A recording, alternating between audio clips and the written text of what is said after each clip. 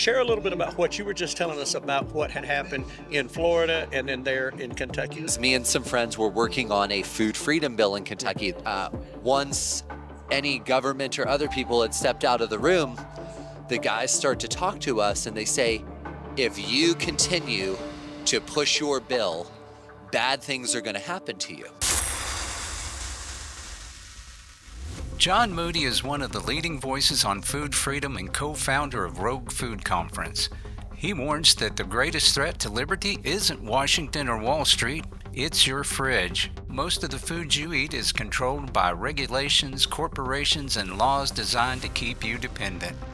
And the terrifying truth, if they control your food, they control you. John knows this firsthand. His buying club was the first in the nation to be rated by health authorities, and he won. But the victory revealed something darker. The system doesn't want you free, it wants you compliant. Share a little bit about what you were just telling us about what had happened in Florida and then there in Kentucky with your people. Yeah, so to set the stage, Right. we had kind of a truce Right. by the end of the 2010s over raw milk. Right. So a bunch of farmers, activists, and other people stood up to the government. And for the most part, you saw kind of a brief golden age for Right. raw milk across the country. More and more states adopted different protections or ways people could make raw milk available. Raw milk scales have skyrocketed Right. over the past decade. And then over the past two and a half years, we have seen a just massive uptick in government harassment and actions against farmers, Okay. especially raw milk farmers. Right. So what happened in Florida? Yeah, so the major headline right at the moment Right. is sometime in the past few months, there was an illness outbreak in Florida. Right. Florida has some of the greatest access to raw milk of any state in the entire country. Right. It's done under a pet milk license. Oh, okay. But it's a really effective pet milk program for raw milk farmers Okay. that allows them to sell in retail outlets Okay. as pet milk. And if people want to drink pet milk, Florida lets them. Right. Because it's not like the cashier is going to ask you who's drinking the milk. And so there was an illness outbreak. I can't remember if it was Campylobacteria or Salmonella. And the narrative quickly became that this was because of raw milk available Okay. in Florida. And it came out over the past week or two of people digging into this case, digging into the farm Right. that the Florida one department said was the cause, Right. discovered that the farm's products had never actually been tested as far as we know. The farm had never been contacted, that the state of Florida actually has no actual evidence that the farm they said caused the illnesses is to blame. That's interesting. I find it crazy in Florida, of all places, given that their governor and their government tends to be a little more freedom-minded, Yeah. right? But maybe that's why Yeah. they're looking for something. Well, and it's a real challenge right now. In my adult life, I've only 3 times credibly been threatened with physical harm. Once was during Rona. I was in a store and a guy lost his mind. That happened a lot. But one of the times was I was in a behind closed door meeting Right. in Frankfort, Kentucky, the Kentucky capital, Right. sitting across the table from the Kentucky Dairy Association representatives Oh, fun. and other people. Because me and some friends were working on a food freedom bill in Kentucky. This would have been 2013, 2014. Right. And we're in this behind closed door meeting. And once any government or other people had stepped out of the room, the guys start to talk to us and they say, if you continue to push your bill, bad things are going to happen to you. Oh, my goodness. And one of my friends goes, and this guy, John Marcack, was like, well, what do you mean so-and-so bad things are going to happen to us?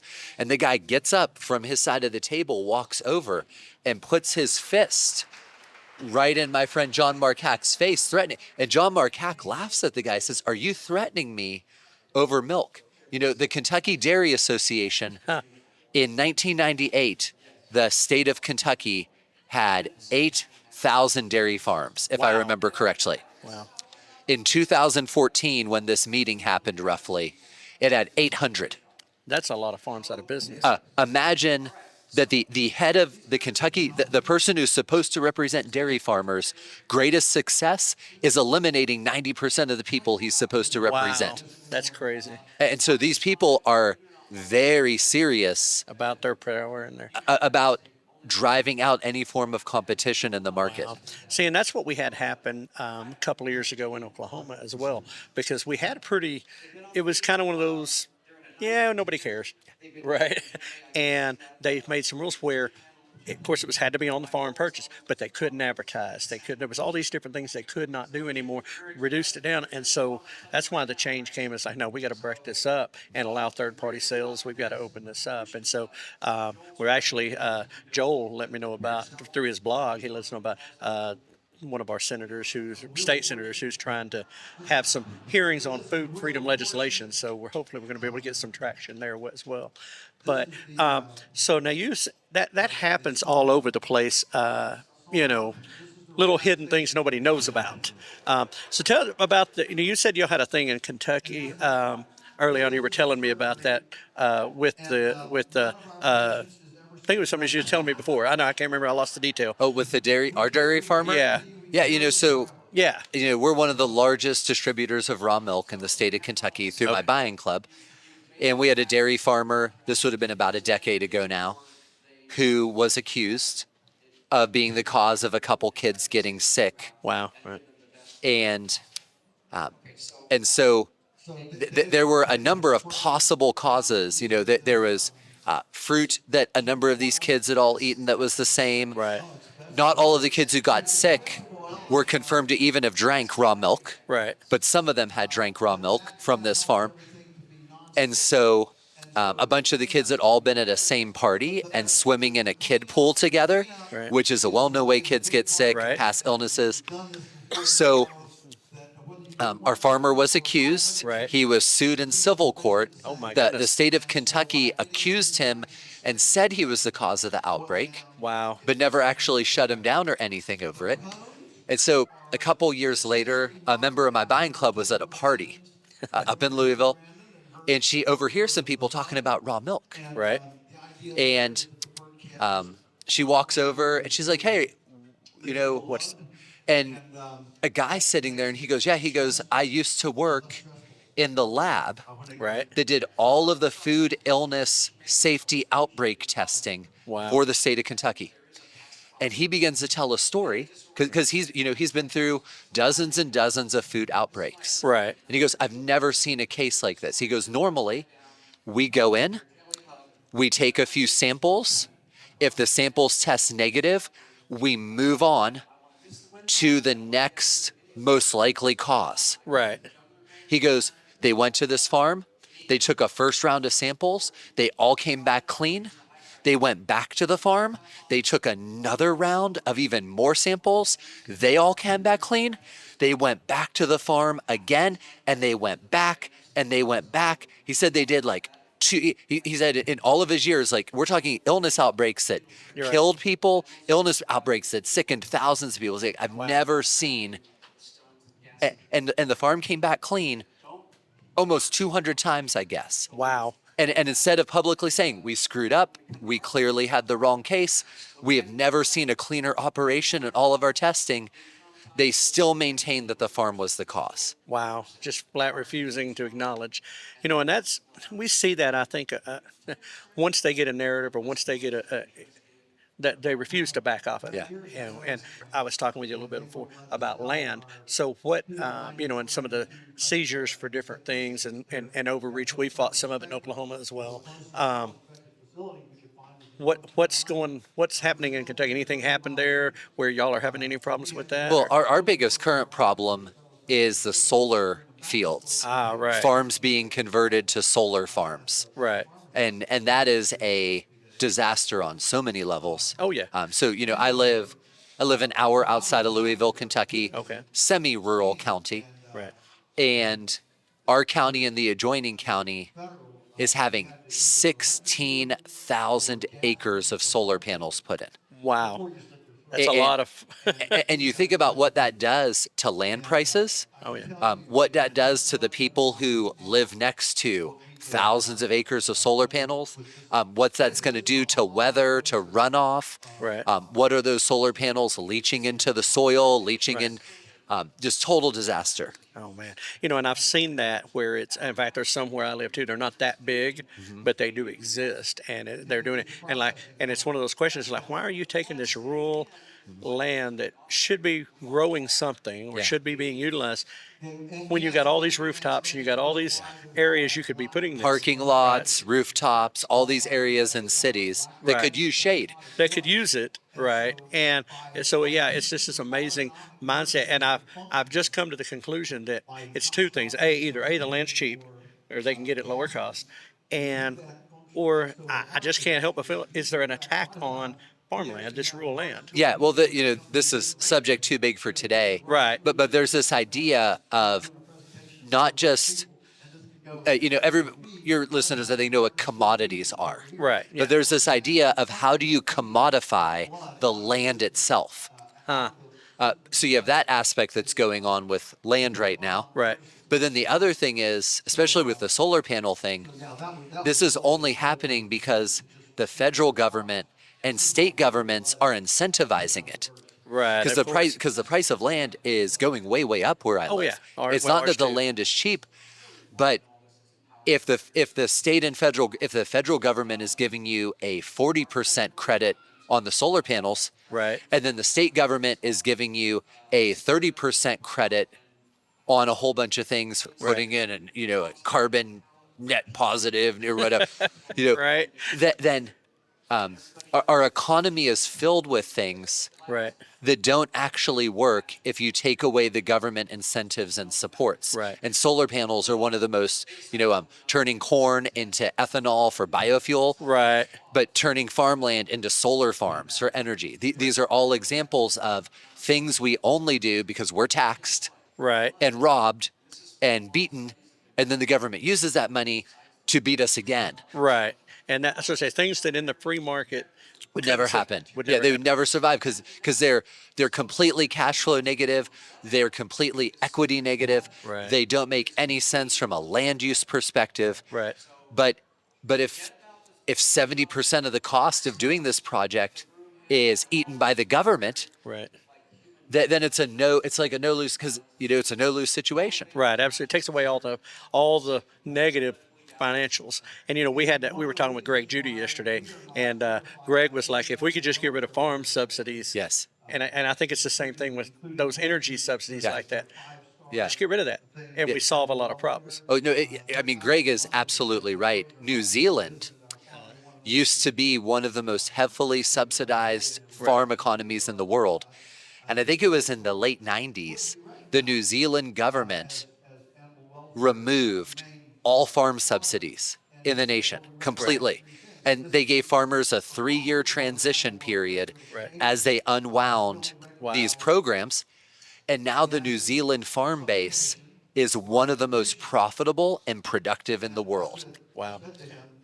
And it's a sample, but it works. It shows it works. It's a model. And Greg had referenced that about New Zealand and how they did that. And I think it's totally, really a good thing. Now I'm going to switch gears for a minute, because we really didn't kind of get into this before the show. The MAHA movement with RFK and everything, that's a pretty hot issue this week right now. It's kind of getting some fire. Yeah. Where do you see that, and and especially with the homestead movement? Yeah. So the MAHA movement, in my mind, Right. is a once in a century opportunity to actually make headway on these issues. Right. And we need to bridge the divide between, you have all of these MAHA health influencer, mom, farmer market shoppers, Right. picking up raw milk at some shady pickup spot people. And then we have all these homesteader people. Right. And we need each other. Right. I understand, we're economically different. We are sometimes politically different. Right. But on this issue, this is our opportunity. Right. So we should 100% be behind RFK Right. on issues he cares about, because we want RFK to get 100% behind us Right. on issues we care about. Okay. So I was speaking at the Food Independence Summit up in Ohio. I spoke after Callie Means, Okay. who's really a big part of RFK's team. His sister was nominated, I think, for Surgeon General. Okay, yeah, I remember that. Yeah. Casey Means. Yeah. And I was sitting in the speaker lounge because he was speaking, then I was speaking. So we're both getting ready to talk that morning. And he looks over me, and I was wearing my Support the Little Guy shirt. Okay. And he looks at me, he goes, I love your shirt.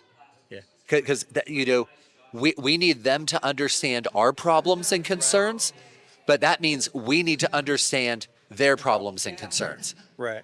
But it's a once in a lifetime chance we have, especially if, if Vance or somebody decent is our next president, Right. and we can keep up this movement. Right. If we can retake more cabinet and other positions Right. in food, in health, in CDC, and other places, Right. we could really actually roll back subsidies maybe. Right. We Would could that be a switch? Yeah, Right. so I tell people we have an opportunity here. Don't sit on your haunches right now. Oh no, I know. I was telling. We were talking about it the last couple of days, and I'm like, I said, reality is we have to plan in the fact that we got 3.5 years. That's what we have to look at. Now, hopefully, we get more. I'm with you. Hopefully we get more. But yeah, it is this time where it's like you're seeing things, and I'm sure you've seen it floating around. I voted for that. We voted for this. And I think that's this undercurrent that is going through it all. And you brought up about how the homestead community and the Trader Joe's community needs to kind of get together and be, we're on the same side. We're just coming at from different positions. And I used to ride Harleys and stuff. And back when I was young, and anyway. But I ran around with biker guys, and they would complain about these lawyers and about all these people that were out here riding. Oh, that's wannabes and all this stuff. And we're like, hey, moron. They're buying the bikes, which supports the company that we get our stuff from. So they're helping us, and they're making this popular and cool.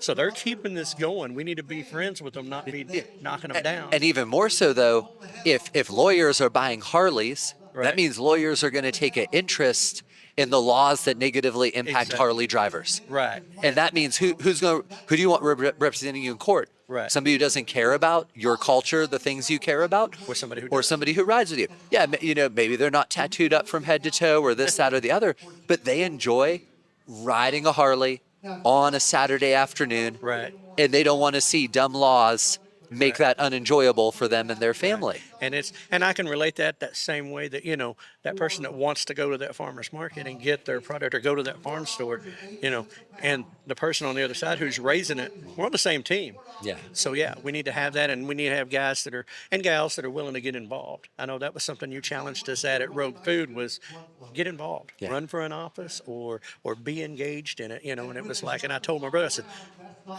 we got to get involved. I mean, I'd already ran for city council at that point, didn't win, but that's okay. The guy who got it is a veteran and really good dude. And he's been good for the community, but so I didn't really feel like I lost. It was just like he just got the seat, not me. But it was that get involved mindset, and I think it's an important thing. Now I'm going to totally switch gears. Where are you at with AI and automation and homesteading world? Well, I mean, I'm grateful that homesteading is not AIable. Okay. So for the most part, like in my home, Right. I use a little bit of AI to automate some of my work. Right. I'm writing a book on male hormonal health. Okay. And I use AI tools, things that used to take me hours, Right. where I'd have to go through LabCorp, look up every single individual test, Right. what's its code. I can just have a tool like Grok do that for me. So it's great. But thankfully, AI isn't going to weed my garden. Right. It might help you identify a soil problem. Right. But for the most part, homesteading is immune Right. economically in some ways to some of the abuses of AI. Right. Now that was one of the things that we had kind of, I guess you might say, hypothesized was, is this going to end up being where there's the AI community per se, the rest of the world that is so taken over in jobs and stuff, and then there's the agrarian. People go more agrarian because it's not AI. AI can't go plant that tomato. Yeah. Right. and so that was kind of where we were at with that, and kind of wanted to see where people sit on it, because we feel like it's a genie in the box. That box is open. Yeah. There's no putting it back. It's here. So either we can, stick our head in the sand and try to ignore it, or we can understand it so we can at least know how to use it or what its pitfalls are. Yeah. And we use it as well for writing. Yeah. And so it's a tool, and that's the way we look at it. But I know we have seen and heard, in fact, Joel was talking some yesterday about automation and about trying to take, and that was kind of what kind of was like, let's ask that question. And I know that you're somebody that pays attention to things going on. Well, and so I bought for our family this year a robot vacuum. Okay. It's I've always resisted it. How's that work? It's not, though mine is not a Wi-Fi connected one. Okay. So I bought like the lowest end model that had the least tech. Okay. And it's one of the greatest things I ever bought. Okay. But like, instead of my wife and kids having to interrupt their day 3 times a day to sweep, because again, we have a homestead. Right. We're in and out all the time. Yes. Dirt, we have gravel driveways, so the Right. dust and Same dirt is thing. just incredible. And that robot 3 times a day flips on, vacuums the whole house, and then goes parks itself. It cost me $100. Okay. And which is awesome, because that is cheap. Because my wife wants one, because we just laid new flooring. Yep. And in 30 minutes, it was like, we got to sweep. We got to vacuum this. No, but I'll send you the link to the one I got. Absolutely, because that's I get it, because I got dirt. I'm outside all the time. Okay, so that's that, and we've talked about that. So we've kind of really talked about everything I had. I was going to ask you, besides just catching up and seeing what's happening, in the MAHA movement. That was a big one, because I know you're heavily involved in that. Seems like we've got a lot of fighting going on up at the upper level of opposition that doesn't need to be. Yeah. I know, of course, I follow Thomas Massey, so I keep up with what he's up to, who he's making mad this week. How do we get around that? Yeah, well, some fighting is inevitable. Right. Big personalities are always going to have big conflicts. Right. And some of it is theater. Right. There's the old saying in show business, Yeah. no news is bad news. Right. It's not that bad news is bad news. But no news is bad news. Yeah. Because if you're not being talked about, you're no longer relevant. So some of it, people in the general culture just have to understand. Some of it is just to keep the attention where people want it. Okay. Makes sense. But then some of it is just needless. We really need to learn. Conservatives struggle with disagreeing strongly without writing each other off. Okay. That makes sense. I like that. And that's just, you see this in churches, you see this in conservative politics. Right. And we need to learn that you and I might see a same problem. Right. And we might see different solutions. Right. And we might want to go about solving that problem differently. Right. And we need to be able to learn to disagree sometimes on solutions and approaches Right. without just absolutely torching each other. Okay. Yeah, and I agree with that, and I like that, and I think that's the answer across the board to a lot of problems. So anyway, I'm going to wrap this up in where can people find you? Yeah, so- and what are you up to? Oh, what am I up to? I'm here at the Ozarks. Right. And then in a few weeks, I'll be at Homesteaders of America. Okay, right. The end of this month, September, Joel and I are doing a rogue food Okay. just outside Cincinnati, Ohio. Okay, awesome. And we'll get your listeners a coupon code. I'll get you links to put in the show notes Okay, and stuff great. if you want. So that's going to be an awesome event there in Yeah. Ohio. It was awesome in Dallas, so I know that, so it'll be great. Yeah. Yeah, so great food, great people. Right. And we're highlighting 2 farms that are both highly profitable operations Right. with completely different approaches to how they did it. Awesome. So 2 farm tours as part of the event if you're wanting to really see how you can solve these Right. problems. And then I'm on Facebook under my name, John Moody, causing lots of trouble. Check in. He's got some hot takes. And then, I'm on X and Gab and a few places. Okay. All right. Good deal. Awesome. Listen, if you haven't, folks, if you haven't checked out John Moody on Facebook and those places, go check it. Prepare to be challenged. Prepare to be challenged. Question things, and that's okay. It's good. It's growth. I look forward to seeing his posts all the time on Facebook, because it's like, what are we on this week? Where are we going? I want to see what's next. And you talk about fitness as a dad a lot, and I'm sitting there looking at my belly going, yeah, okay. Yeah, I tell everybody, if you follow me on social, I will eventually touch your golden calf. Right. There'll be some soft part I hit you on because I love you enough to be like, hey, the people, the Bible says as iron sharpens iron. Mm-hmm. Right. And I'm just like, I have a post on Facebook where I say, if you have a friend who's never hurt your feelings, they're not actually your friend. Right. Yeah. And I would agree with that. If you can't be honest with each other. Yeah. I tell people, my guys at church all the time, it's like, we got a team, and any one of us needs to be able to walk up and put our finger in our chest and say, you're messing up. Yeah. And I said, and if you won't do that to me, then we got a problem. Yeah. And so we lean on each other for prayer and everything, but we need to be able to correct each other. Yep. And so I appreciate that, and I appreciate all those things. So there you go. Go check John Moody out. First and foremost, check out Rogue Food Conference. Go out online. It's search it. It's there. Yeah, just roguefoodconference.com. Roguefoodconference.com. It's out there. I'll promise you it's a great event. And we had a blast with it last year. And then also, of course, HOA's coming up. We've been announcing that all year long. That's October 10th and 11th.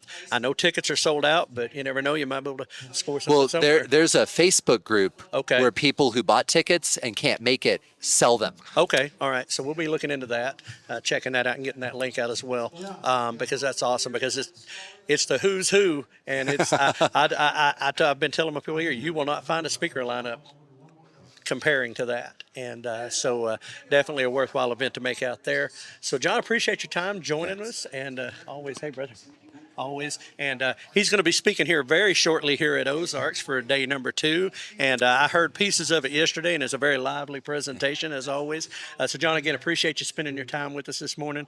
And, folks, we'll be seeing you out there, as we say at the end of everything. I'm going to go ahead and get you to normally I don't do the breakdown. I let my brother do it. But we do a thing at the end when we sign off on any interview, any show, where we say, prepare for the unexpected and keep it local. Okay. And that's when we kind of drag that bounce out. So if you want to say it with me, we'll try that. Yep. We'll do that. All right. Okay, everybody. This has been Ryan here with John Moody on the Farm to Table Show here at Ozarks Homesteading Expo 2025. And as we say at the end of every interview and every episode, prepare for the unexpected and keep it local.